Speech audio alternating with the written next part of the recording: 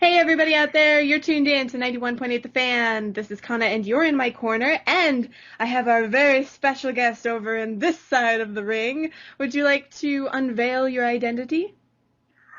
This is Hulk you're talking to. It is great to hear me talking to you all. No, my name is Fred Tatasciore. Hi. Thank you so much for that great introduction and for joining the Oh, show. it's an honor. Thanks for having me on. It's nice to be here. And now I said this behind the scenes, but I was looking over all of your credits, and I had a feeling that you'd have a deeper range. And I have to say, I'm very impressed due to the fact that you can snap into your voices so flawlessly. So I have to give you applause for that. Oh, thank you very much. This is actually my real voice, but mostly it's fun to do the deep voice characters. No, I really appreciate that. Thank you. It's fun. Both of those characters are fun to jump into. Not at all. And I thought it was kind of interesting because I was saying to everybody, like, I don't know where to start. He's done so many, interesting things. So I guess I'll just start with the basics. Been so lucky. Definitely. Was voice acting and acting the first thing in the cards, or did you want to be a wrestler or an astronaut? What was the first thing?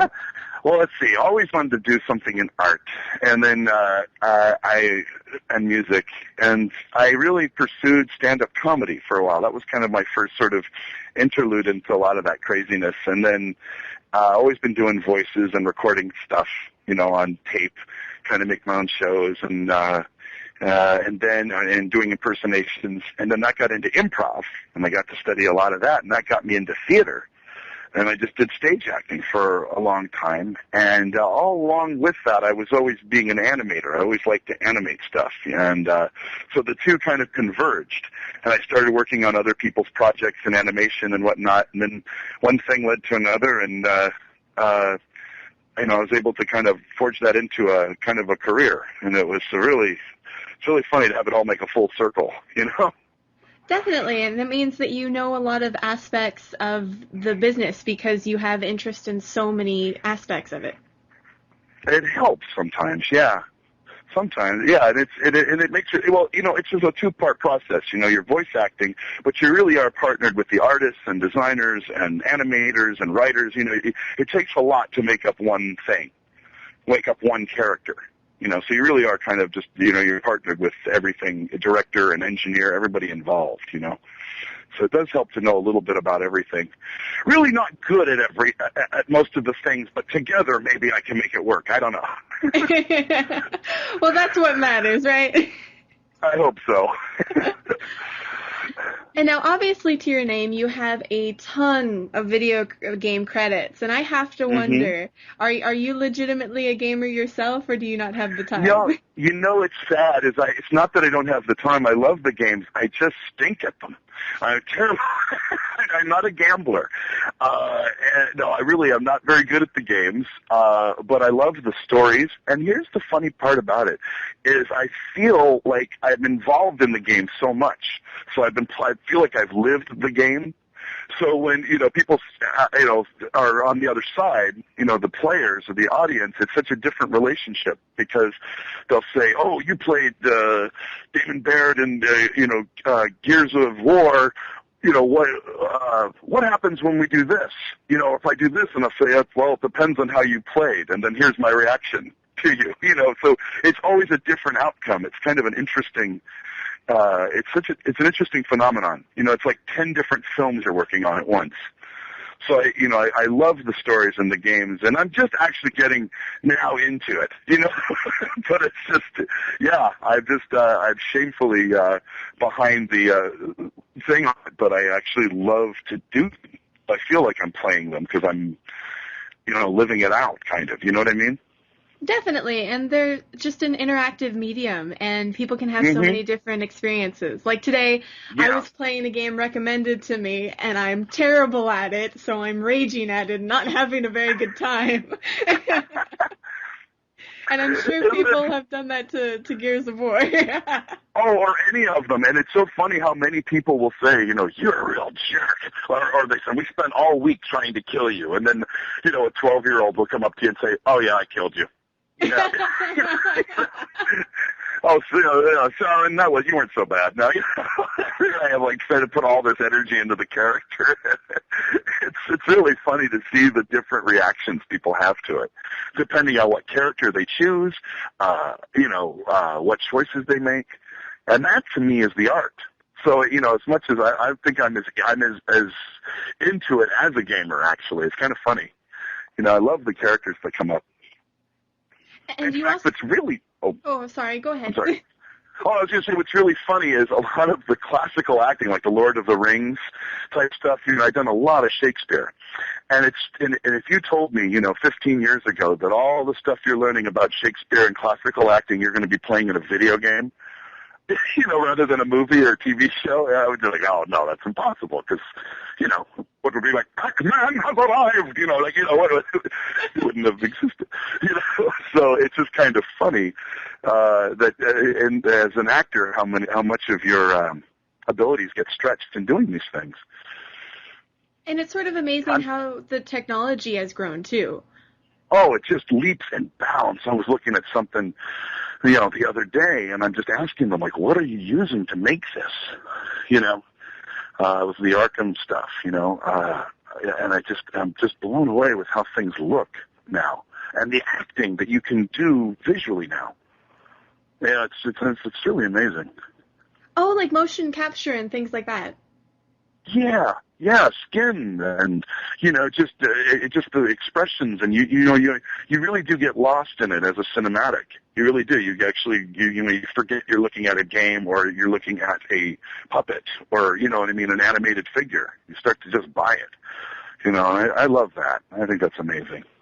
Definitely. And for video games themselves, I hear that they have such huge scripts sometimes that it's almost like as big as a Harry Potter book. It really is, and it's hilarious because, like I say, you're reacting, let's just say, 5 to 10 different ways. So let's just say you're the wizard, and this is now the dwarf has become your friend, and so I will respond differently to you here. And then no, he's now you cheated him. Oh, so now, and then you may end up killing me, or I'll end up killing you. It's like you've done 10 different movies, and it is. It's like a Harry Potter book, and it's like, well, okay, it's here. Okay, I see it went bad. Okay. I see. Oh, this is where we're friends. Okay. It's very funny. Your director must help you keep track of a lot of that, I'm assuming. Oh my gosh, yeah. First of all, you're fortunate if you have the writers around, and then the director. That is the director's job. They are, again, your partner with that director. The director's there also sometimes to translate what's going on to you, but not only that, to keep track of like, oh, okay, now I love when like we all don't know what's going on, and it's like, watch out. You're like, no, you're on fire. Oh, watch out. You don't know sometimes when you just read the script. You're like, I'm dying here. Oh, I'm sorry. Okay, that's different. But yeah, they have to be really familiar with it and work with the creators and the gamers as to it's all about context. It really is. And the death screams and sort of the reaction noises, I always hear that those are really taxing and quite difficult. I'm sure you had a ton of those in Marvel vs. Yes, they are. I've been doing this for a long time, and maybe I can keep my voice together one more game. No, it's true. We call it blood throat. And, you do, well, you know what it is? It's vocals. It's like being a stuntman, being a stunt person. It's just it's very taxing, and a lot of times you have to yell a lot, and that's been one kind of, they're starting to really make a lot of movement on, politically and every way to like let people know what's involved. There are methods around, hurting yourself. Because you want to give it your all, but you also they don't want you to get hurt, and neither do you. So there's little tricks you learn about how to yell and how to die. Then you have favorite ones like getting electrocuted, your head's getting cut off, little sounds like, you start to kind of master those down, but then, it's definitely one of the harder parts of the job. And you just have to kind of learn how to do it, and then also learn how to take care of yourself so you don't kill your voice. Because, the next day they want you to be a cute fuzzy bunny, or say, Subway, eat fresh, or something. You want to come in going, after doing like 8 hours of being an orc, Subway, eat fresh. So I hope I didn't shamelessly plug a sandwich there, but you know what I mean. It's you got to be careful to. And there are teas and things like that. You can tell it's a big deal for me. So, but you have to learn how to do it. It's fun though. It's fun to die 100 times a day. Well, certainly. I would assume in Marvel vs. Capcom 3, which is the latest iteration of the Hulk, you got to die and yell and scream 1,000 times. Yes. Over. Yeah, that was a lot of fun because all of it, the bounty. There's so many characters, so many different kinds of things you're fighting and talking. And this is sort of mid-range Hulk. In general, I've been with Hulk for a long time, doing different movies and games with him. And there's the time where he's the yelling beast Hulk, and then there's the in-between Hulk where he's just putting it together, and then later when he's sort of fused with Banner and he can actually speak and reason things a bit. And then as he gets older, he gets smart again. But that's how the comic books kind of did it. But in this one, he's in the mid-range. So it's a lot of just bluster and there's a little humor in it too, actually. Just the names he calls the other characters and stuff. It's that was a lot. This one was definitely a work because when you see the game, it's a fight. It's just a battlefield. It's the gladiators. Well, I will definitely know how well that you did in that game because I have one of my DJs basically missing their show today because they got it. Oh, I'm honored. That's great. Hey, hope he didn't get fired. No? No. Okay, good. He has a few days off that he can have to himself. He's got some gamer days. Definitely. They need to call it that, gamer days, I think, yeah. I'm sure that the fan reaction building up to it was kind of insane too, because Marvel vs. Capcom 2, when it was re-released, everybody was so excited for it. I think when the Marvel vs. Capcom 3 was in production and they were teasing everybody was freaking out. Yeah, and the fan, not to be cliche, but that is the greatest thing. The fans are the coolest, and they really are they're really into these characters. And you don't, any game or TV show or movie you play, you don't want to betray that, and I'm just really stoked. I go to Comic Cons and stuff, and just to see the people be into it, it's just outstanding. Well, I'm sure it'll have a big presence at a few conventions, and that'll be nice to see. Yeah, it would be. And it's nice to meet everybody, too, because you don't get to sometimes record together or see everybody, So it's kind of interesting to see how it goes, meet all the people who've been working and all the animators and all the people who have been sitting with your voice for, a year. Definitely. I think we're going to take a very short break here, though, on 91.8 The Fan, so don't go anywhere, or the Hulk might smash you. Possibly. So keep it tuned to your favorite station, 91.8 The Fan, everything you want and nothing you don't. Are you sick of listening to the same old crap? So are we. That's why we made 918 The Fan. We welcome you, poor man, to our world of beauty! 918 The Fan. Everything you want, nothing you don't. Hey everybody out there, you're tuned in to 91.8 The Fan. You are still in my corner. I still have the purple short wearing Hulk voice actor in my corner. Yes, it is good to be back. Oh, I love it. Now, I'm kind of curious. Obviously, you have Marvel vs. Capcom 3 that just came out, but are there any other projects that recently came out or that you're working on that you can talk about and tell the fans? Yeah, that's the tough thing, is trying to figure out which things I can talk about, because I've learned that you can blow it. You know, but really, StarCraft 2, you know, and I played Zeratul, which was an honor to play, because Jack Ritchell had originally played it, and, you know, he had unfortunately passed away, but so that was big shoes to fill. And then, as you know, Mass Effect, which has been around for a while, is Saren, and which is a fun kind of villain to play. And got Arkham Asylum coming up. Transformers, played Megatron on a couple of the Transformer games. And Megatron is always fun. He's just an upset Decepticon. Upcepticon, we'll call him. And yeah, and then just in terms of you know, and then Gears of War. I mean, what was really great, the Gears of War and God of War got some awards, which was great. And Gears of War, I played Damon Baird and Ty and a few of the monsters, and that's been really a pleasure to play on that. That's another example of really doing sort of naturalistic acting, and you know, it's just it's a blast. It reminded me of being on like MASH and Aliens 2. You know, you put that together, kind of gave me that feeling.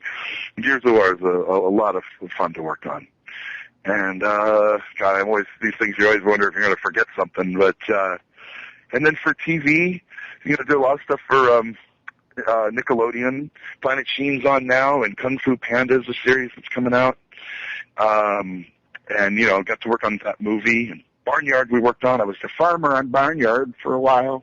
Oh, were you? Yeah, the farmer in the movie and on the show, and that was just a delightful, fun show to work on. And the same people who are doing, you know, they started to, you know, were doing Planet Sheen, and that's on now, and that's Nickelodeon. I play the Emperor, and it's a wonderful cast, you know, and Family Guy and American Dad and Cleveland Show and Robot Chicken and Clone Wars sometimes, you know, whatever kind of comes up, you know.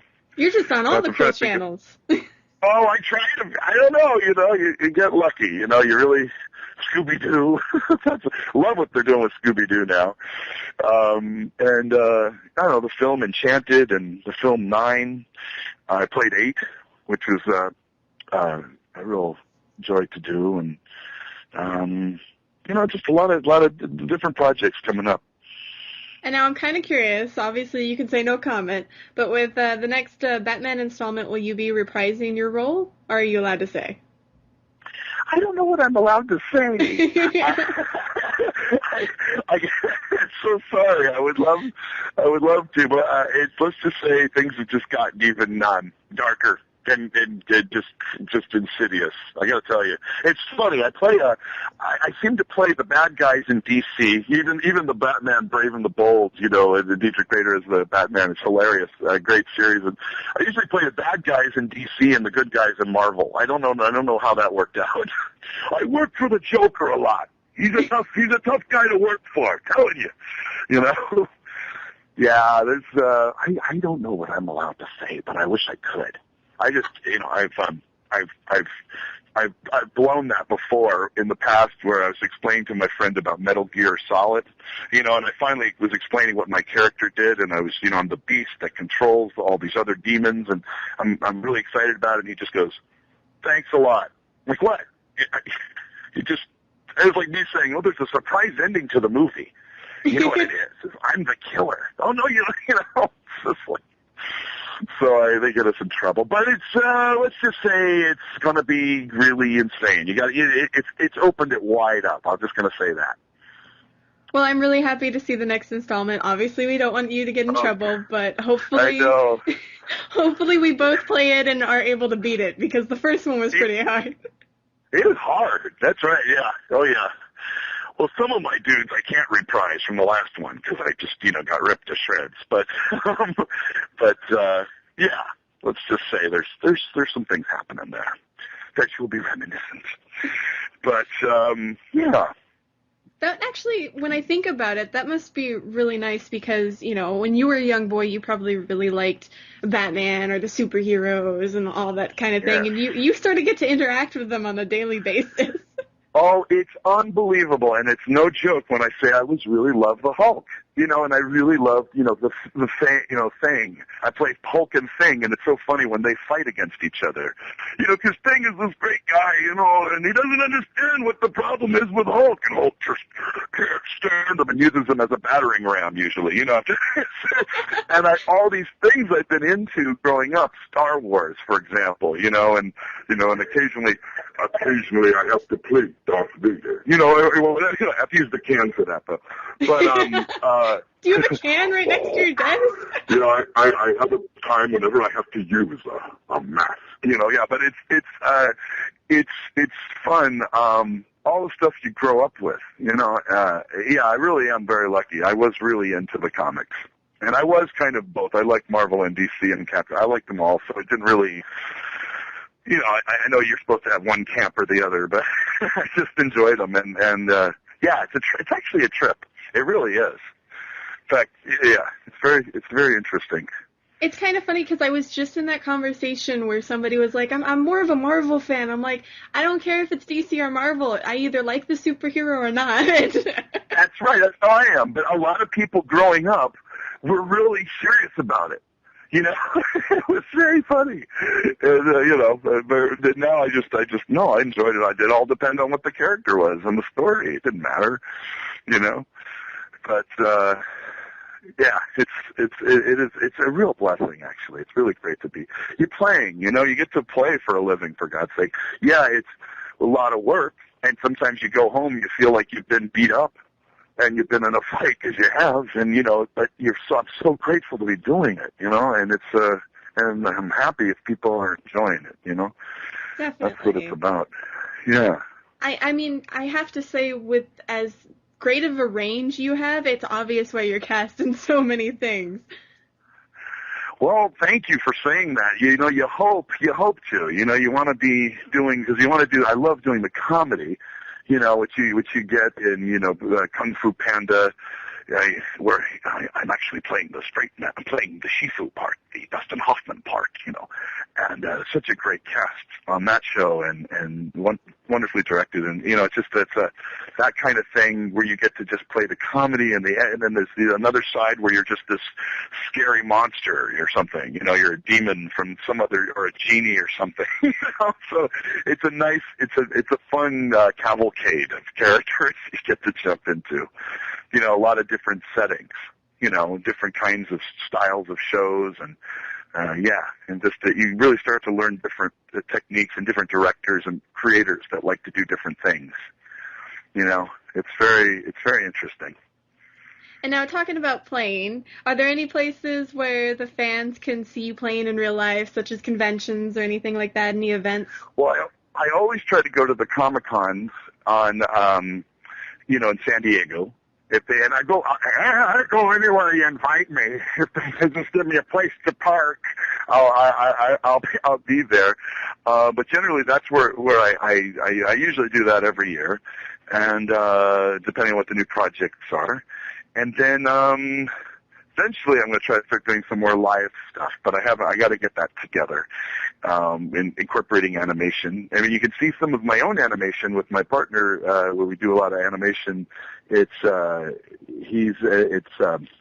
duckyfilms.com, DUCKYFILMS.com. And then another partner of mine, and that's a character. I created that's a duck. It's a totally different dude than, the big guy. Big hulky. I want to do a Hulk Ducky interview one time. And then there's rubberchickencards.com is another friend of mine. I work on some we do some improv, and this is for greeting cards, rubberchickencards.com. So you can see some of my silly work on those two sites. And then just sometimes I get lucky and get to do stuff with the Robot Chicken or Cleveland Show or American Dad, Family Guy. Some of that stuff is posted. And Planet Sheen, like I said, and hopefully Kung Fu Panda's coming out. And I got to work on the movie, too, which was really exciting. But I don't know what I can say about that because it's kind of a reveal. But yeah, so hopefully I can get more stuff out there. But in terms of like the live stuff, it's just whenever I get invited to a convention or a show or something like that. But I'll try to keep that posted. Now, will those be posted on the two websites you mentioned, or do you do the social media thing? Do you Facebook or Twitter? I don't, but I'm going to start doing that. I'm really one of the last, medieval thinkers. I think, I'm just like, the telephone. That's a great concept. I've just gotten like, wow, these intranets are great. I can look up things, and and so I'm just, it was just terrible because as an audio guy and an animator, I can do those things, but like, so I can barely. So I don't do the. I'm going to start doing that other stuff because it looks like you just miss out.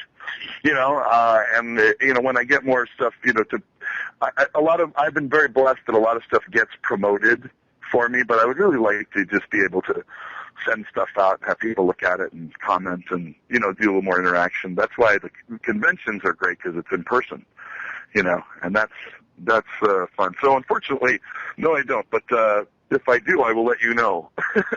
And we'll let all of our listeners know. Please, yeah, no, it'd be an honor. And now I'm kind of curious, since we're nearing the end of this interview, if you were willing to participate in a 91.8 The Fan tradition. What is that? Well, we basically asked you to do a radio bump for us, and we do it live on air. Oh, of course, I would be honored. Are you kidding? Oh, 91. Yeah. So no, what kind of? You want me to do Hulk, or do you want me to do anything particular? You can do it in any voice you want to. You're free to experiment or be creative. So what do we call ourselves? We basically ask if you could say something along this structure. My name is, you insert your name. I do this, you insert what you do. And you're tuned into 91.8 The Fan. My name is, and it has to be my real name. I do this. Okay. If you want to do a character one, you can be like, my name is Hulk, I smash things, and you're tuned into. You're tuned into 91.8. Anything else on the 91.8? What? 91.8 The Fan. The fan. Like you're a fan of something. Yeah. What do we call it? Like, what kind of radio do we? Was this satellite? This is technically just online radio at this point. Online radio. Okay, so it's no frequency module. Okay, online radio. Let's just I'm just trying to think of like some way we can make that into like some bizarre science thing. Okay. All right. Let me see here. Okay. I can do this. Here we go. All right. Whenever you're ready. We're ready. Hello, my name is Fred, and I do this. I do a bunch of voices.